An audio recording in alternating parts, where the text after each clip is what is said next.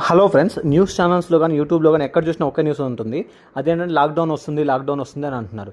ఎందుకంటే ఇవాళ మోడీ గారు ఏం చెప్పారంటే, తను మాట్లాడుతూ మనం కరోనా వైరస్ టైంలో లాక్డౌన్ లాంటి సిచ్యువేషన్ చూసాము, మళ్ళీ అలాంటి సిచ్యువేషన్స్ వచ్చాయి. ఎందుకంటే మనకి మిడిల్ ఈస్ట్లో జరిగే యుద్ధాల వల్ల అని చెప్పారు. కానీ ఇక్కడ తెలుసుకోవాల్సింది ఏంటంటే, అప్పుడు కరోనా వల్ల లాక్డౌన్ ఎందుకు పెట్టారు? కరోనా ఇస్ ఏ పాండమిక్, అంటే ఒకరి దగ్గర నుంచి ఇంకొకళ్ళకి అది పాకుతుంది, అంటే వస్తుంది అని అర్థం అనమాట. కానీ ఇక్కడ వ్యాధులేం లేదు కదా, కరోనా లేదు. కానీ ఇక్కడ వచ్చిన క్రైసిస్ ఏంటి? ఇరాన్ స్ట్రైట్ ఆఫ్ హార్మోజ్ని క్లోజ్ చేయడం వల్ల మనకి 2 ప్రాబ్లమ్స్ ఉన్నాయి. ఒకటి, మనకు కావాల్సిన గ్యాస్ రావట్లేదు, అండ్ వన్ మోర్ థింగ్, మన క్రూడ్ ఆయిల్, పెట్రోల్ కూడా రావట్లేదు. కానీ మన పెట్రోల్ ఆల్రెడీ రష్యా నుంచి కొంటూనే ఉన్నాం, కాబట్టి దీని గురించి వరి అవ్వాల్సిన అవసరమే లేదు. ఎల్ఎన్జీ మాత్రం రావట్లేదని తెలిసింది. But latest very very important update అంటే, డొనాల్డ్ ట్రంప్ బయటకు వచ్చి ట్వీట్ చేశాడు. ట్రంప్ ట్వీట్ చేయడం మామూలే, కానీ సార్ ఏమని ట్వీట్ చేశాడు? నేను ఇరాన్తో మాట్లాడాను, ఈ 5 డేస్ కూడా మేము యుద్ధాన్ని ఆపుతున్నాం అని చెప్పారు.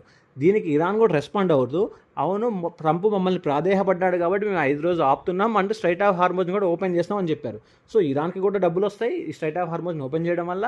అలాగే మన వేరే కంట్రీస్ కూడా ఎల్ఎన్జీ వస్తుంది, అంటే నథింగ్ బట్ మన గ్యాస్ వస్తుంది. అలాగే క్రూడ్ ఆయిల్ కూడా ఎంతో కొంత వస్తుంది. సో డోంట్ ప్యానిక్, ఏమీ కాదు.